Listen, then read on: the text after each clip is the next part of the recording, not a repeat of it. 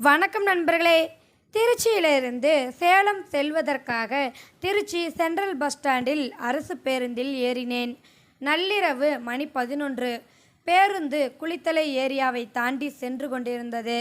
பேருந்தில் எனக்கு முன்னால் இருந்த இருக்கையில் உட்கார்ந்து கொண்டிருந்த ஒரு தம்பதியினரின் கைக்குழந்தை அழ ஆரம்பித்தது. ஒரு போக்குவரத்தில் இதெல்லாம் சகஜம்தானே என்று எவரும் சட்டை செய்யவில்லை. ஆனால் நேரம் செல்ல செல்ல குழந்தையின் அழுகை ஓசை அதிகரிக்க ஆரம்பித்ததே தவிர அதனுடைய அழுகை நின்றபாடில்லை. பயணிகளில் சிலர் உறக்கம் கலைந்த எரிச்சலுடன் முணுமுணுக்க ஆரம்பித்தனர். ஒரு சில பெண்கள் அக்கறையுடன் பால் கொடுக்க வேண்டியதானே என்று சற்று சத்தமாக முணுமுணுக்க ஆரம்பித்தார்கள். எனக்கு முன்னால் இருந்த அந்த கைக்குழந்தையின் தந்தை பால் பாட்டில் இருக்குதானே குடுமா என்றார். ஐயோ, பால் கெட்டு போச்சுங்க, பாட்டிலில் வாட வருது.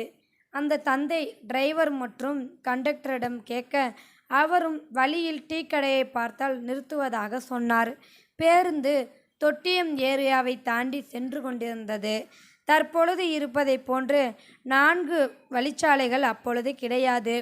சிங்கிள் ரோடு தான். தொட்டியத்தில் இருந்து அடுத்த ஸ்டாப்பிங் என்றால் வளையப்பட்டி தான். அதற்கு இன்னும் 30 கிலோமீட்டருக்கு மேல் இருந்தது.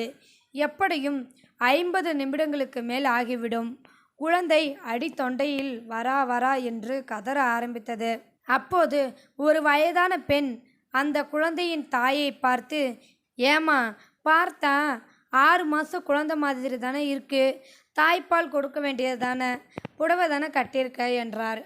அதற்கு அந்த குழந்தையின் தாய் மெல்லிய குரலில், 2 பக்கமும் இன்ஃபெக்ஷன் ஆயிருக்குமா, அதான் ட்ரீட்மெண்ட் எடுத்துக்கிட்டு இருக்கேன், மருந்து தடவி இருக்கு என்றாள். யார் யாரோ சமாதானம் செய்தும் அந்த குழந்தை தன் அழுகையை நிறுத்தவில்லை. அப்போது இத்தனை கலபுரத்திலேயும் இன்னொரு பெண் கைக்குழந்தையுடன் தன் கணவனின் தோளில் சாய்ந்து உறங்கிக் கொண்டிருந்தாள். அவர்களிடம் சென்ற அந்த வயதான பெண், உங்ககிட்ட புட்டிப்பால் இருக்கா என்று கேட்டார். அந்த உறங்கிக் கொண்டிருந்த பெண்ணின் கணவரோ, இல்லைங்க, இன்னும் புட்டிப்பால் இவனுக்கு கொடுக்க ஆரம்பிக்கல என்றார். பிறகு ஏதோ நினைத்தவர் தன் மனைவியை எழுப்பி அவளிடம் ஏதோ சொன்னார்.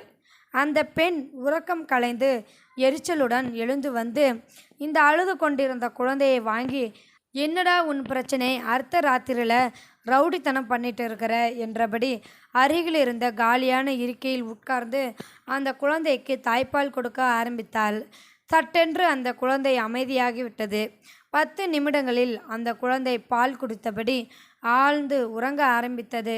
அந்த பெண் உறங்க ஆரம்பித்த குழந்தையை தூக்கி அதன் தாயிடம் கொடுத்துவிட்டு விலகி செல்லும்போது தாய்ப்பால் பெற்ற குழந்தையின் தாய் அந்த பெண்ணை பார்த்து, உங்கள் குழந்தைக்கு பால் இருக்கா என்றால் அக்கறையாக. பரவாயில்லை, அவன் இன்னொரு பக்கம் குடிச்சுக்குவான் என்றபடி அந்த பெண் மீண்டும் சென்று அவர்களுக்கான இருக்கையில் அமர்ந்து கொண்டாள். அவளுடைய கணவனின் கையில் இருந்த குழந்தையை வாங்கி தன் மடியில் சாய்த்து கொண்டு மீண்டும் தன் கணவனின் தோளில் சாய்ந்து உறங்க ஆரம்பித்தாள். காலை 3 மணி அளவில் சேலம் பேருந்து நிலையத்தில் பேருந்து நின்றவுடன் அனைவரும் இறங்கினார்கள். அந்த பேருந்து விளக்குகளின் வெளிச்சத்தில் அந்த தம்பதியினர் தெளிவாக தெரிந்தார்கள். பாலுக்காக அழுத குழந்தையின் பெற்றோரும் அந்த குழந்தைக்கு பால் கொடுத்த பெண்ணும் வெவ்வேறு மதத்தை சேர்ந்தவர்கள்.